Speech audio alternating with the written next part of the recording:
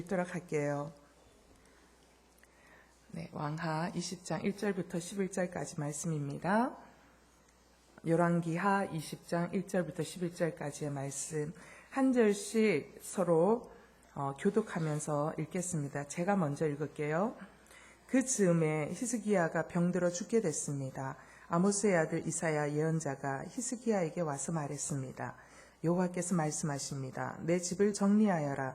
내가 죽고 살지 못할 것이다. 히스기야는 얼굴을 벽 쪽으로 돌리고 여호와께 기도했습니다. 여호와여, 내가 주 앞에서 신실하게 온 마음을 다해 행하고 주께서 보시기에 선한 일을 했다는 것을 기억해 주십시오. 그리고 히스기야는 매우 슬프게 울었습니다. 이사야가 중간뜰을 떠나기 전에 여호와의 말씀이 그에게 임했습니다. 내 백성의 지도자 히스기야에게 돌아가서 말하여라. 내 조상 다윗의 하나님 여호와가 말한다.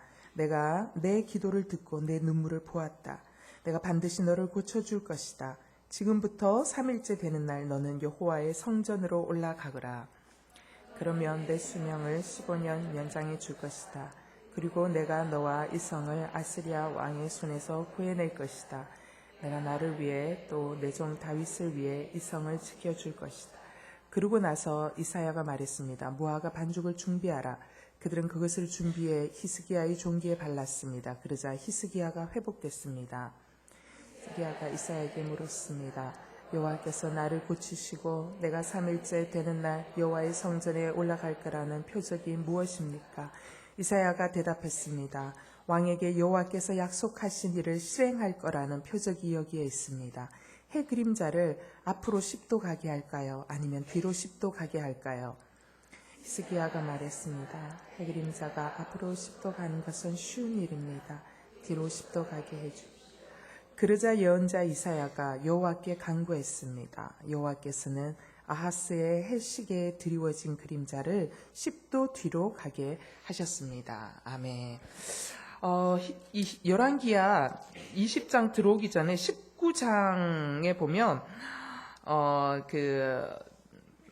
아수르의 왕 사네립이 예루살렘을 둘러싸고는 침범하러 와서 여호와 하나님의 이름을 망령되이 일컬으면서 저주하고 우습게 여기는 장면이 나오고요.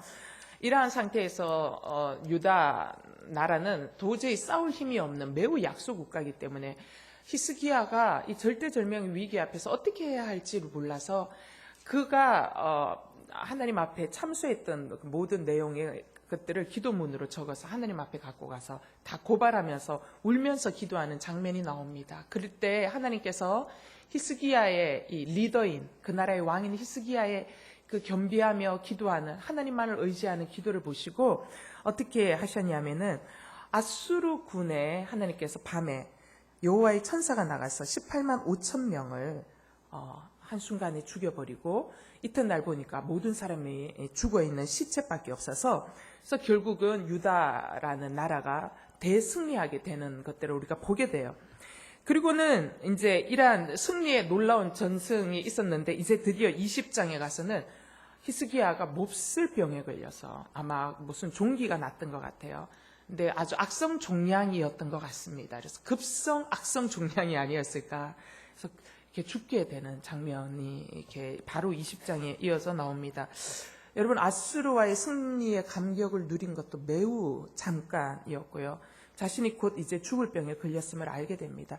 여러분 히스기야는 참으로 위대한 왕이었습니다.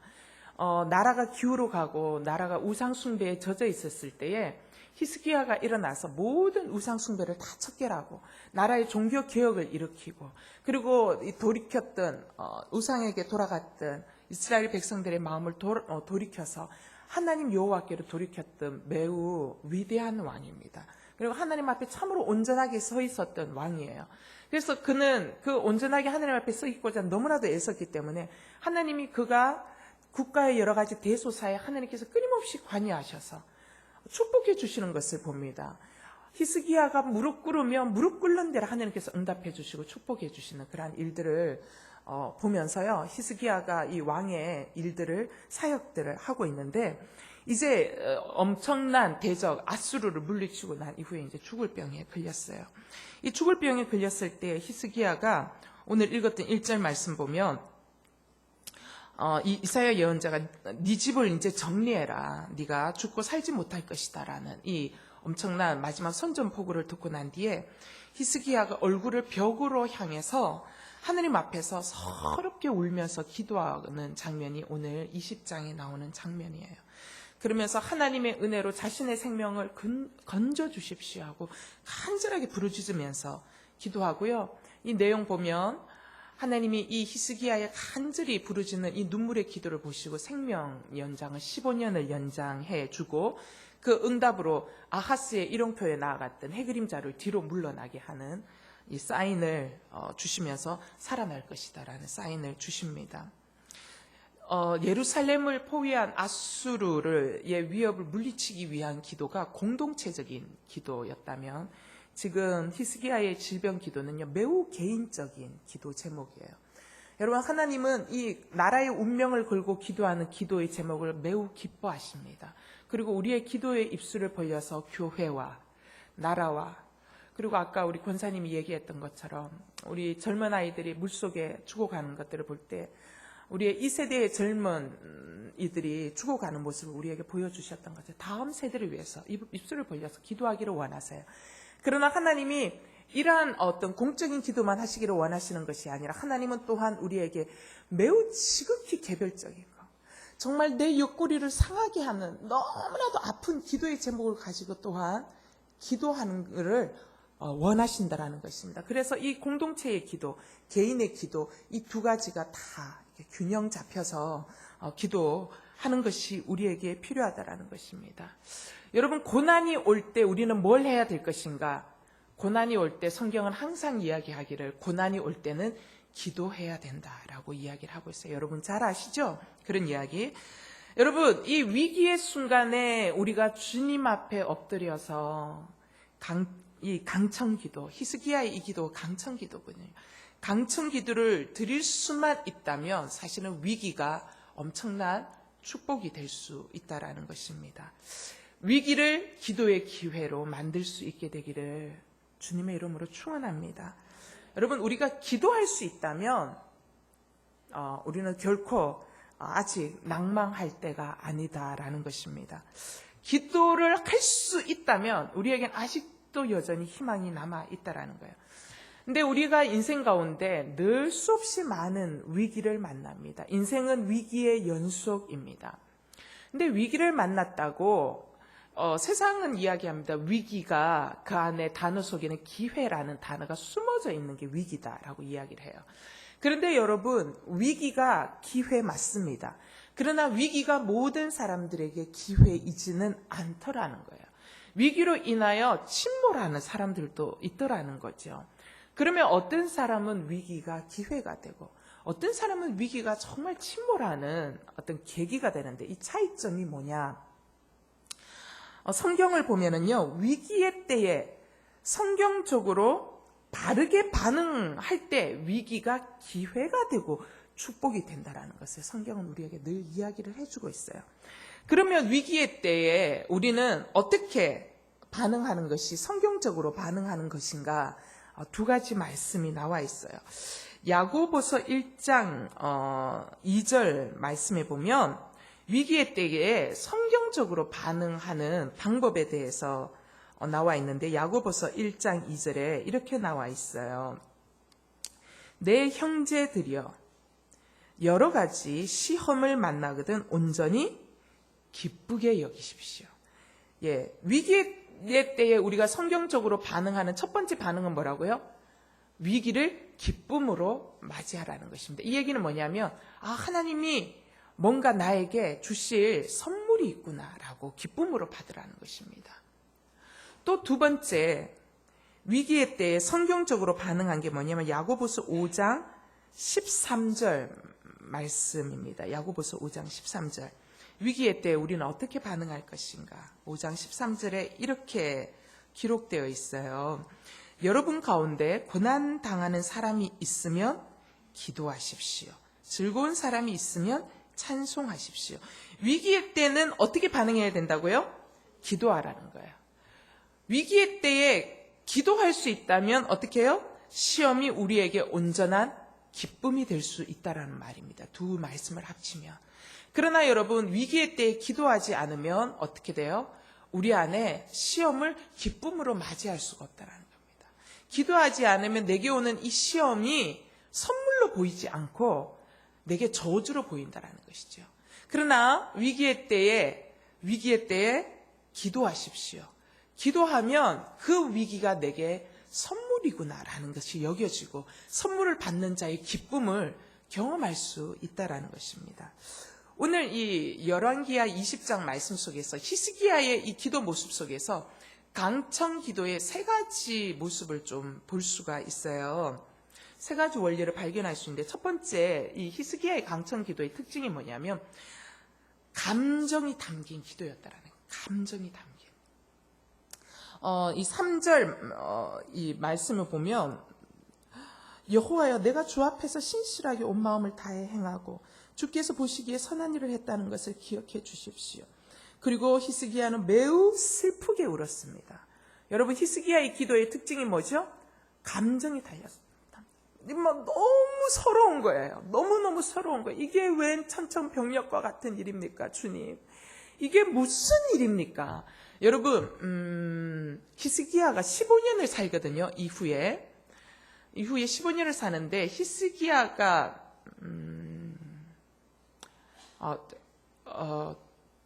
죽고 난 뒤에 그 아들이 왕이 되는데, 아들 이름이 생각이 안 나네. 므낫세, 맞아요. 예.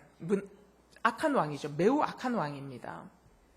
근데 히스기야가 죽은 뒤에 이 므낫세가 왕이 되었을 때 나이가 몇 살이었냐면 12세. 히스기야는 이 많은 일들을 하나님과 동행하면서 했지만 후손이 있나요, 없나요? 지금 후손이 없어요. 죽으면 이스라엘의 대가 끊기는 거예요. 다윗의 왕조의 대가 끊기는 상황인 거예요. 근데 이제 죽어야 되는 거예요. 그러면서 자신의 인생이 주마등같이 지나가지 않은 게 자손도 없고, 이제 이 나라는 어떻게 할 것인가. 그가 이 종교개혁을 하면서 그는 느꼈을 거예요. 내가 이 이스라엘 땅에 하나님의 의가, 공의가 빛처럼 살아날 때까지 내가 이 자리를 정말 잘 감당할 수 있는 왕이 되어야 되겠다라는 이러한 결정이 늘 있었을 거예요. 그런데 이제 죽게 되었고, 게다가 후손도 아직 없고, 그죠? 이제 15년 더 살면서 이제 3년 뒤 므낫세가 태어나는 거예요. 그리고 이제 12살에, 죽고 나면 12살에 므낫세가 왕이 되는, 뭐 이런 상황인 거예요. 모든 걸 생각하면 서러운 거예요. 굉장히 슬픈 거예요. 그러면서 이 마음을 강렬하게 토하면서 기도하는 거예요. 여러분, 강청 기도의 첫 번째 특징 중에 하나가 뭐냐면, 강청 기도는 조용히 드리는 기도가 아니라는 거예요. 강청 기도는 간절한 기도고, 강청 기도는 울부짖는 기도라는 것을 우리가 여기에서 기억할 필요가 있습니다. 강청 기도를 오늘날 한국의 버전으로 바꿔서 얘기하면 한 맺힌 기도, 한이 맺힌 기도가 바로 이 강청 기도라는 거죠. 이 한 맺힌 기도가 우리 김종환 목사님도 얘기하고, 지난주 설교에도, 주일 설교에도 얘기했지만, 누가복음 18장에 나오는 불의한 재판관을 찾아갔던 과부의 기도가 강청 기도의 대표적인 예로 예수님께서 주신 거잖아요. 이 과부의 간청 같은 절박한 이 절절함이 있는 기도인 거예요. 누가복음 18장 3절을 보면, 그리고 그 마을에 한 과부가 있었는데 그 여인은 수시로 재판관을 찾아가서 내 원수에게 원한을 갚아주십시오라고 간청하는 거예요. 여러분, 과부는 절대적 빈곤층이고요. 과부에게 지지 그러면 하나도 없어요. 과부는 과와 거지와 같은 계층이에요. 그런데 그것만으로도 힘든데 과부가 억울한 일까지 당한 거예요. 하소연할 데가 하나도 없어요. 어떻게 해결할 것인가? 답은 재판관이 불의하지만 이 재판관을 찾아가서 계속적으로 얘기하는 수밖에 없는 거예요. 수시로 계속적으로 들어줄 때까지 찾아가야 되겠다라는 방법 외에는 이 여자가 선택할 수 있는 방법이 없는, 강청 기도가 그런 거예요. 여기 보면 수시로라는 단어가 나와요. 여러분, 이 수시로라는 단어 안에 어떠한 이 감성이 적혀 있는 것을 찾을 수 있냐면 매우 절박하고 간절한 심정이 이 단어 안에 숨겨져 있는 것을 보게 됩니다. 수시로 찾아갔다. 절박하고 간절한 심정으로 이 여인이 주님 그 재판관에게 앞에 나가 토로했다라는 것입니다. 바로 이것이 절박하고 간절한 심정이 감정이 담긴 기도가 강청 기도라는 것이죠. 여러분 기도를 할 때 보면 새벽 예배나 우리가 기도의 자리에 기도할 때 보면 서럽게 우시는 분들이 있어요. 나라와 민족을 중보하면서 열방의 영혼을 향해서 중보하면서 서럽게 우는 경우도 있지만 많은 경우에 우리가 서럽게 우는 분들의 그 기도 안에는 사연이 있어요. 여러분 기도할 때 매우 서럽게 우시는 분의 기도를 들어보신 적 있죠? 들어보시니까 어떻든가요? 저는 제 기도 제목 이만큼 갖고 왔다가도요, 서럽게 기도하시는 분 기도의 소리를 들으면 제가 가슴이 너무 아파요. 왜냐하면 저는 제가 그 서러운 기도를 한 7년을 드렸던 기억이 있기 때문에, 그 절박함이 알기 때문에 저는 가슴 찌르는 것 같거든요. 창으로 그분의 그 슬픈 기도가. 그럼 기도 제목 이만큼 갔다 왔다가 그분 기도 소리에 내가 같이 우는 거예요. 막 울면서 하나님인데, 하나님 사연이 뭔지는 모르겠지만 정말 응답했으면 좋겠어요, 주님. 제가 어느새 그 여인의 기도와 함께하고 있는 거 있잖아요. 그러고는 그 사람이 막 울면 내가 같이 우는 거예요. 막 울면서 주님 절박한 기도를 들어주셔야 하지 않겠습니까? 하면서 이제 막 같이 우는. 그래서 나의 기도의 제목은 간 것 없고 그녀의 기도와 혼연일체돼가지고 저도 같이 막 기도하고 있는 이 모습을 보면서 하물며 아무 능력이 없는 인간인 나도 저 사람의 저 기도에 내가 이 마음이 이렇게 동해서 같이 기도하는데 하물며 우리 아버지는 저 기도를 들을 때 얼마나 가슴이 아플까? 우리 아버지는 저 기도를 얼마나 절박하게 듣지 않을까라는 생각을 해보게 돼요. 그래서 진짜 인생이 너무 슬프고 힘들고 어려워서 울거든요. 애절한 소리로 가슴 아픈 소리를 내는 분들이 있는 거예요. 근데 여러분, 하나님은 이 가슴 아픈 소리에 약하시다라는 것입니다. 하나님은 우리의 이 눈물의 기도에 매우 약하세요. 여러분, 눈물 뿌려 기도하는 것이 축복이에요. 왜냐하면요, 눈물은 하나님이 우리 영혼에게 주시는 양식이에요. 여러분, 영혼의 양식은요, 매일 먹는 생명의 삶도 영혼의 양식이지만은요, 여러분, 눈물 뿌리는 이 눈물이요, 우리의 영혼의 양식이에요. 여러분, 우리가 밥을 많이 먹는다고 우리가 살 수 있나요? 여러분, 물이 없으면 죽는 거예요. 우리의 생명을 유지하는 절대적인 기준은 물이에요. 굶어도 40일은 지낼 수 있어요. 그러나 물이 없으면 못 견뎌요. 마치 우리의 영혼의 생명 줄기와 같은 게 이게 눈물의 기도라는 것입니다. 하나님은 마음이 상한 자를 가까이 하세요. 중심에 통회하는 자를 구원하세요. 그래서 다윗이 시편 34편 18절에 이렇게 고백하고 있어요. 여호와께서는 마음이 상한 사람들 곁에 계시고 뉘우치는 마음이 있는 사람들을 구원하십니다. 마음 상한 사람의 애절한 기도의 소리를 들으시고 하나님 가까이 오세요. 그리고 위로해 주세요. 그리고 치료해 주세요. 여러분, 울기 때문에 하나님은 꼭 울어야 가까이 온다는 이 말이 아니에요. 하나님은 내가 서럽게 울어야 가만히 그냥 있을 때는 잘 지내나 보다 하고 모른 척 하시는 그런 분이라는 의미가 아니에요. 이 운다라는 곳 안에는 놀라운 영적인 비밀이 감춰져 있는데, 여러분, 사람이 운다라는 거는요, 어떤 의미를 갖고 있냐면 그 사람이 무너졌다라는 의미를 갖고 있어요. 그 사람이 지금 매우 낮아졌다라는 의미를 갖고 있어요. 여러분, 누가 울 수 있어요? 마음이 낮아진 사람만이 울 수 있어요. 여러분, 마음이 교만하면 눈물이 안 나와요. 마음이 낮아졌다라는 것을 의미하고요, 교만한 사람은 울기 어려워요. 그런데 하나님이 어떤 사람은요, 교만한 자를 물리치시고 겸손한 자를 가까이 하세요. 그래서 여러분, 눈물이 하나님이 찾아오시게 하는 지름길이라는 거예요. 왜냐하면 눈물을 흘린다는 건 내 마음이 그만큼 낮아지고 그만큼 겸손해졌다라는 증거기 때문이에요. 그래서 하나님이 낮은 데로 임하시는 거예요. 그래서 애통하고 내가 바닥을 칠 때 그때 하나님이 만나 주시는 거예요. 하나님이 그때까지 기다렸다가 우나 안 오나 기다렸다가 만나주시는 것이 아니라 내 눈물을 흘릴 때 만나주시는 이유는 내 마음이 그만큼 절박하게 낮아졌기 때문에 그제서야 주님이 절박하고 낮아진 심령 가운데 오시기 때문에 이 원리가 있다라는 것입니다.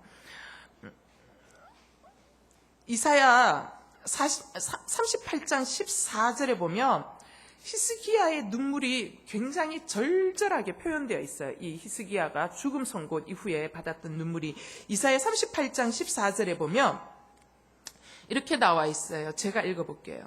내가 제비처럼 학처럼 아우성쳤고 비둘기처럼 신음했다. 내 눈은 하늘을 쳐다보다가 피곤해졌다. 여호와여 괴롭습니다. 저를 도와주십시오. 제비처럼 학처럼 막 비명을 지르면서 기도했다라는 거예요. 슬프게 울었다라는 거예요. 여러분 새가 운다라고 얘기하잖아요. 새가 이 소리를 내는 것처럼 하나님 앞에 이렇게 울면서 기도했다라는 거예요. 신음소리를 내면서 서럽게 울었다라는 거예요. 죽음의 위기 앞에 히스기야가 선택한 것은 가슴 찢는 눈물의 기도였다라는 겁니다. 제가 여러분에게 시를 하나 읽어주고 싶은데 반주까지 해주면 겸상참 좋을 것 같아요. 여러분 다 아시는 시인데요. 김재진 시인이 쓴 시인데 가슴 아픈 것들은 다 소리를 낸다. 눈을 감고 한번 음미해 보시면 좋을 것 같아요. 가슴 아픈 것들은 다 소리를 낸다. 별에서 소리가 난다. 산 냄새 나는 숲속에서 또는 마음 젖는 물가에서 까만 밤을 맞이할 때 하늘에 별이 있다는 걸 생각하면 위로가 된다. 자작나무의 하얀 키가 하늘 향해 자라는 밤 가슴 아픈 것들은 다 소리를 낸다. 겨울은 더 깊어 호수가 얼고 한숨 짓는 소리, 가만히 누군가를 달래는 소리, 찌영쩍 호수가 갈라지는 소리, 바람 소리, 견디기 힘든 마음 세워 밤하늘을 보면 쨍그랑 소리를 내며 세월이 간다. 가슴 아픈 것들은 다 소리를 낸다. 네. 여기 보면 혹독한 겨울이 더 깊어지는 거예요. 겨울도 춥고 세찬데 더 깊어지면 호수가 얼거든요. 여러분 호수가 깡깡 얼다가 더 세찬 바람이 불어오면 여러분 보신 적 있나요? 이게 쩡 하면서 갈라지면서요. 이게 날카롭게 서요. 두꺼운 이 호수 얼음이 이렇게 삐죽삐죽하게 서거든요. 그거는 추위가 더 혹독하게 오면 이렇게 갈라지는 소리를 내면서 이렇게 뾰족뾰족하게 서요. 네, 얼마나 이 혹독한 가슴 아픈 사연과 인생 가운데 있었으면 그것이 소리를 내면서 갈라질 때 그 소리를 들으면서 호수도 너무나 이 추위가 힘겨워 가슴 아픈 소리를 내면서 갈라지는구나라고 이제 시인이 그것을 들으면서 자신 인생 가운데 가슴 아픈 이야기를 이렇게 시적으로 풀어낸 것을 봅니다. 여러분 저는 이 시인은 이렇게 시적으로 표현했지만 저는 우리의 인생 가운데 가슴 아픈 소리가 기도라고 생각합니다. 예. 제가요 인생 가운데 인생 길지 않은 인생을 살았지만 저는 이미 25세 되기 전에 인생의 한 70년 동안 겪어야 할 것들을 이미 그때 다 인생을 다 지나봐가지고 너무 힘이 겨워서 제가 하느님 앞에 가서 이제 기도를 시작을 하면 제일 처음에는 잠잠히 찬양하면서 기도를 하다가 너무 가슴이 아파서 제가 나중에는 너무 아파서 그 자리에서 대굴대굴 구르면서 짐승의 울부짖는 소리 같은 그런 소리를 내면서 하나님 앞에 기도를 했어요. 그게 이 울부짖는 소리를 하면서 기도를 하다 보면 제 소리가 조금 컸던 것 같아요. 지금도 크잖아요. 예. 어떻게 하겠어요. 제가 부모님이 물려주신 게 목소리하고 그런 거 물려주셨어요. 그래서 이제 이 목소리가 제가 좀 컸던가 봐요. 그래서 내가 너무 서럽게 이렇게 막 대굴대굴 굴면서 기도를 했는데 그때 제 친구가 이제 밤에 기도하러 왔다가 내가 기도하고 있으면 진짜 나 오늘 기도 다 망쳤어 이러고 갔대요. 그 친구가 신학교 교수거든요. 근데 그래서 이제 그 친구가 참다 못해서 한 번은 내가 막 너무 괴로워서 막 울고 이제 기도 다 하고 이제 교회 계단을 내려가는데 나 좀 보자 이러는 거예요. 그래서 내가 왜? 그러면서 갔더니 너 때문에 기도가 안 된다는 거예요. 그래서 내가 너무 왜 내가 뭘 잘못했는데 시끄러워서 기도가 안 된다 하면서 막 이러는 거예요. 그래서 왜 기도를 그렇게 소리를 내면서 왜 그렇게 하냐고, 왜 그렇게 울부짖으면서 짐승 울부짖는 소리 같은 그런 소리를 내냐고 나한테 막 핀잔을 주는 거예요. 그러니까 막 너무 갑자기 서러운 거예요. 그래서 막 마음에 서러움이 확 몰려오는 거예요. 나는 너무 아파서 막 그러는데 얘가 친구라고 생각했는데 얘가 나를 이해를 못하고 이제 그러는구나라는 그 때문에 그랬어요. 제가 그 친구에게 뭐라 얘기했냐면 살고 싶어서 소리 지르는 거야. 그러니까 네가 이해하라고. 나 지금 물에 빠져서 죽기 일보 직전이야. 그래서 살려달라고 소리 지르는 거라고. 그래서 이제 그 이야기를 했어요. 여러분, 사람이 너무 아프면, 인생이 너무 아프면은요, 너무 죽을 것 같으면은요, 그냥 고상하게 이렇게 눈물이 안 되더라고요. 이렇게 눈물이 이렇게 닦고 예쁘게 이렇게 안 되더라고요. 너무 괴롭고, 이게 임계점을 지나가면은요, 물이 임계점을 지나가면 확 끌어올라서 이게 감당할 수 없을 만큼 끌어오르잖아요. 인생의 고난과 슬픔과 극도의 이 어려움의 상황이요, 임계점을 지나가면 사람이 돌거나, 아니면 저처럼 울부짖는 기도를 하거나 둘 중에 하나예요. 그래서 이 임계점을 지나가니까 제가 그런 소리를 내면서 기도를 하는 거예요. 견딜 수 없는 고통의 강도를 지나가면 모든 사람에게 이 고통의 소리를 낼 수밖에 없다는 것입니다. 사람들은 당신이 왜 짐승 울부짖는 소리 같은 소리를 내는 것인지 아무도 이해하지 못해요. 그러나 염려하지 마십시오. 하나님은 그 소리를 듣고 당신 곁으로 달려오신다는 것입니다. 친구도 이해할 수 없고 친구도 나의 편이 되어줄 수 없지만, 그러나 이 고통의 임계점을 지나가서 감당할 수 없어서 어쩔 수 없을 것 같은 이 돌기 일부 직전까지 가는 이러한 인생의 이 극도의 이 어려움 속에서 주님 앞에 나와서 눈물을 흘릴 때 주님께서 그 기도를 들으시고 위로해 주시고 격려해 주시고 나아갈 힘을 주신다라는 것입니다. 그래서 누가복음 18장에 예수님께서 이 과부의 강청 기도의 결론을 뭐라고 주셨냐면 이렇게 주신 거예요. 누가복음 18장 7절에서 8절. 하나님께서 밤낮으로 부르짖는 그 택하신 백성들의 원한을 갚지 않으시고 오랫동안 모른 채 하며 내버려 두시겠느냐. 내가 너희에게 말한다. 하나님은 속히 그들의 원한을 풀어주실 것이다.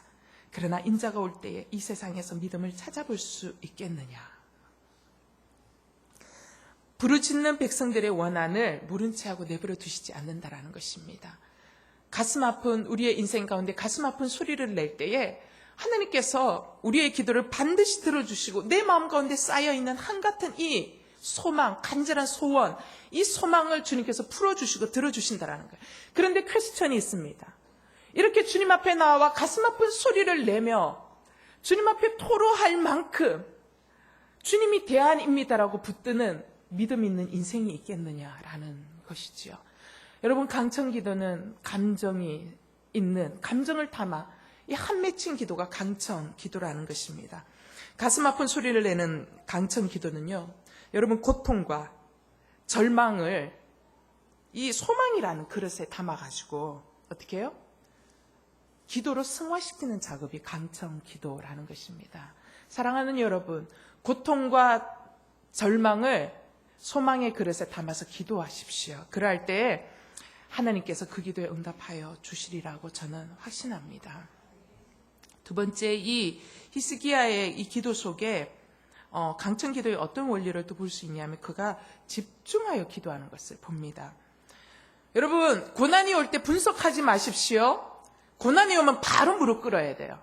여러분, 근데 재밌는 것은 고난이 올 때 기도하라라는 걸 알고 있어요. 그러나 기도하지 않아요, 사람들이.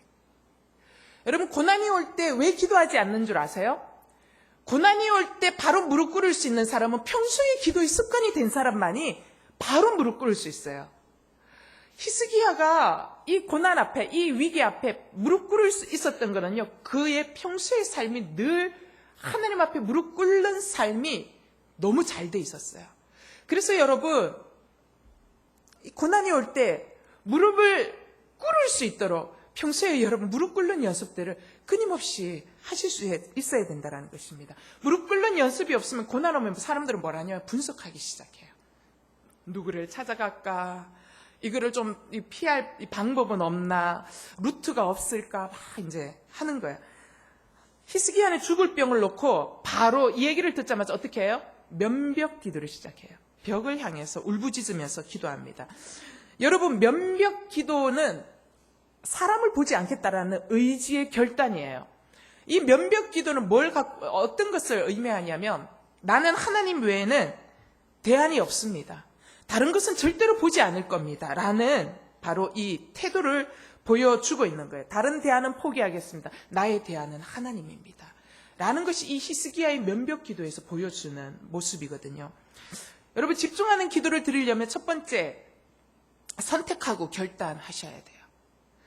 선택과 집중인데요. 선택의 문제는 뭐냐면 내가 얼마나 그것을 원하느냐에 딸려서 선택하게 돼요. 또한 선택은 하나의 선택 외에 나머지 대안을 다 버리는 것을 의미하고 있죠. 두 번째, 집중이라는 것은 뭐냐면 선택한 것에 올인하는 게 집중이라는 것입니다. 예.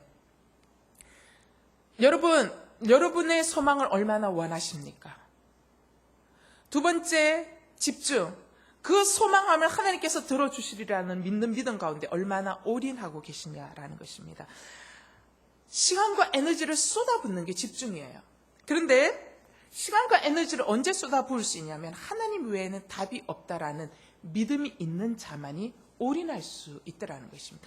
그래서 여러분, 평소에 기도의 습관이 너무너무 중요해요.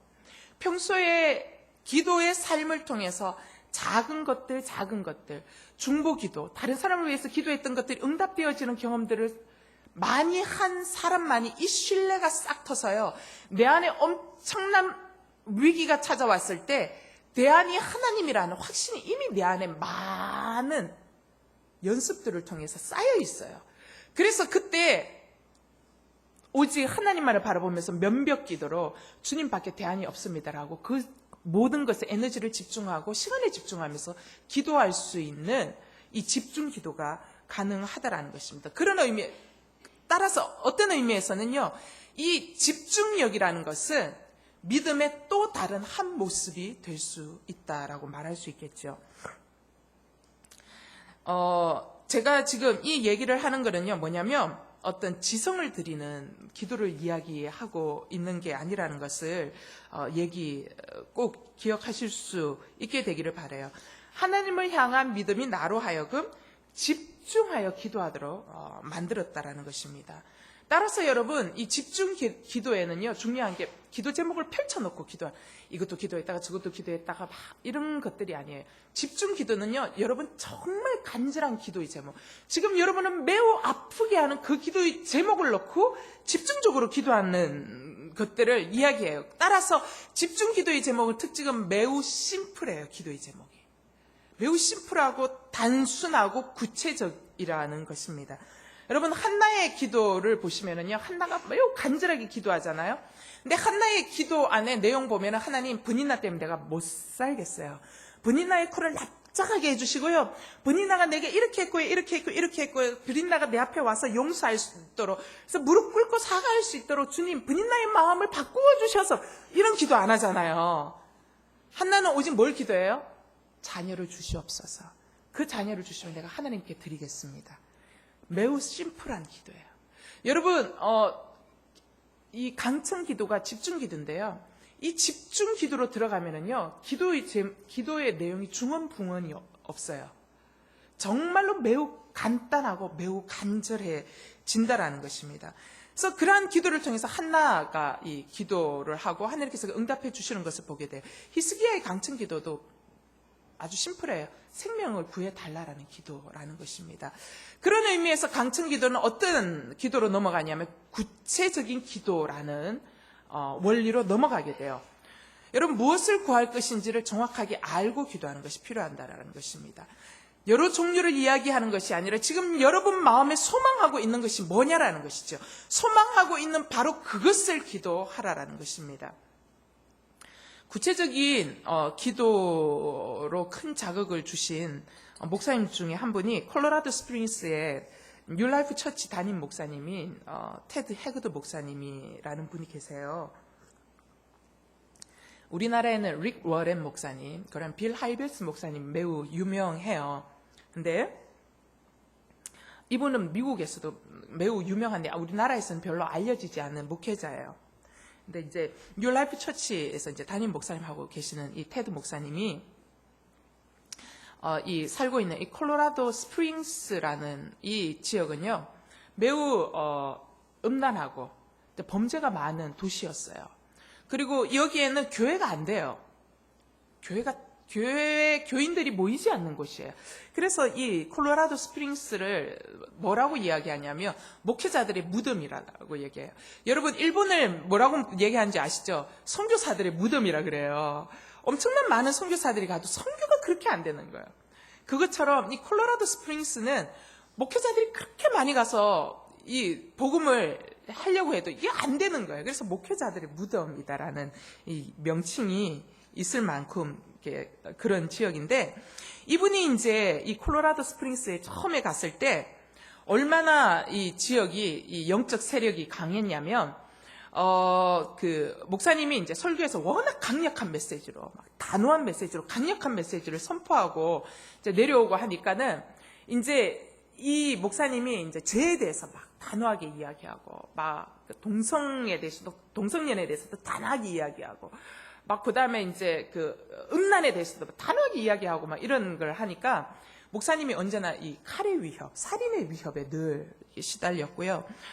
또 밤마다 내가 너를 죽여버린다고, 밤길 조심하라고, 근데 가만두지 않겠다는 협박 전화가 너무너무 수도 없이 많이 왔다라는 거예요.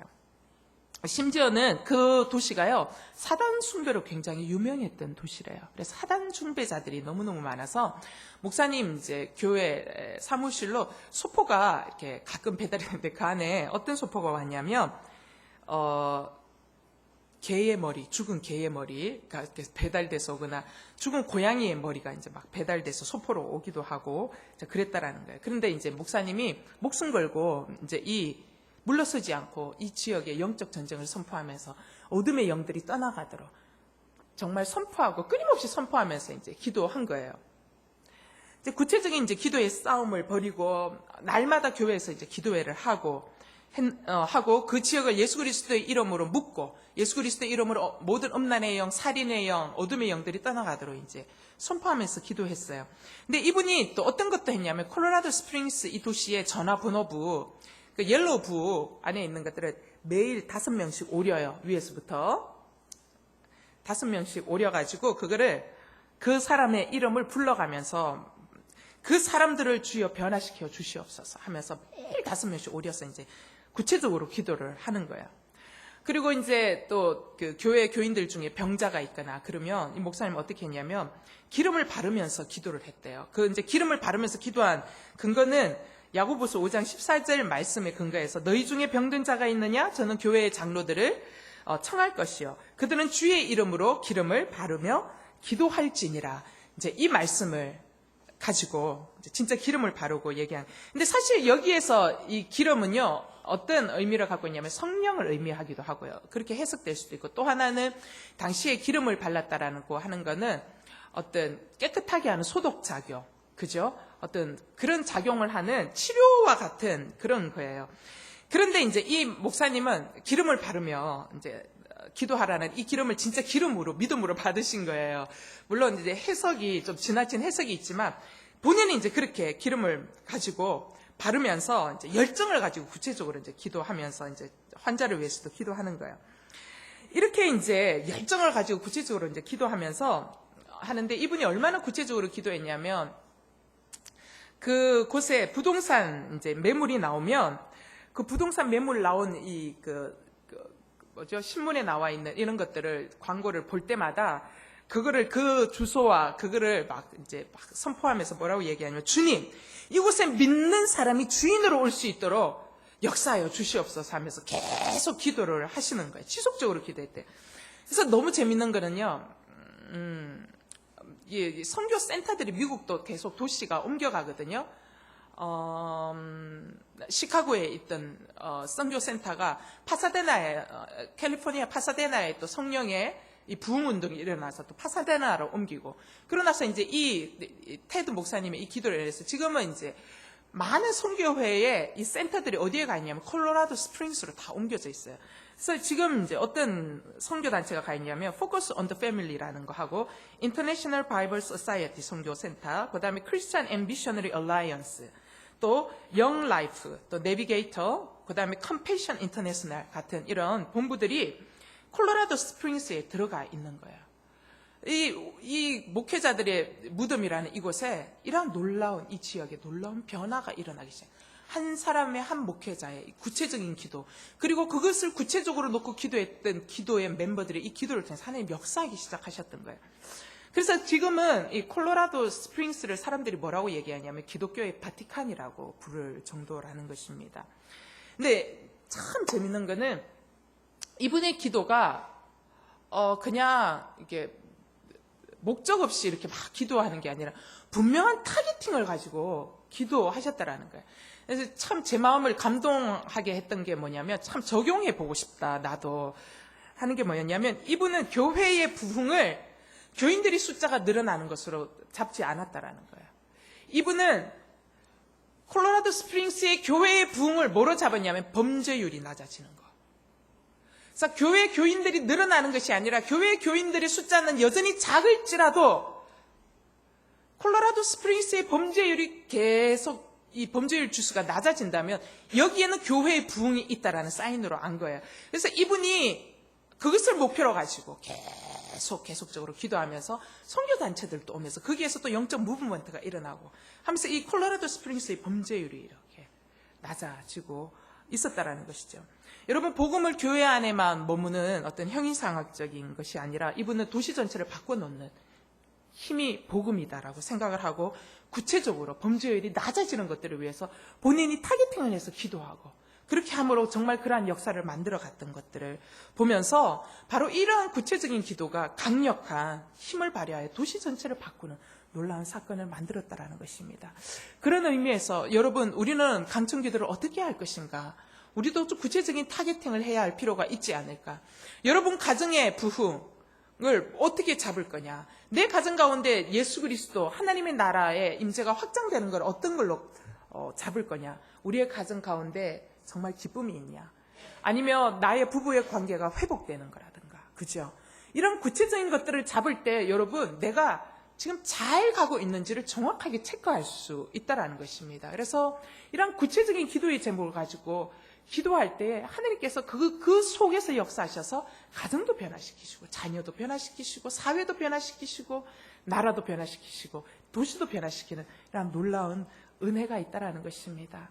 우리 강청기도, 히스기야가 드렸던 이 강청기도를 통해서 히스기야 이후에 오는 또 다윗 왕조의 시대를 또 계속적으로 이어나갔고 그의 눈물의 기도를 통하여 하나님께서 들으시고 생명의 연장을 받았던 것처럼 우리의 기도도 감정을 담아서 또 우리의 기도가 집중적으로 기도하면서 구체적이고도 심플한 기도, 또 실질적으로 우리가 눈으로 확인할 수 있는 그러한 구체적인 기도를 가지고 기도할 때 하나님께서 오늘 또 히스기야에게 역사하셨던 그 놀라운 은혜를 우리 가운데도 역사하여 주실 줄 믿습니다. 네, 오늘 말씀 붙들고 기도하고 싶은데요. 찬양 하나 하고 기도하겠습니다. 주께 가오니 날 새롭게 하시고. 제가 가사 불러드릴게요.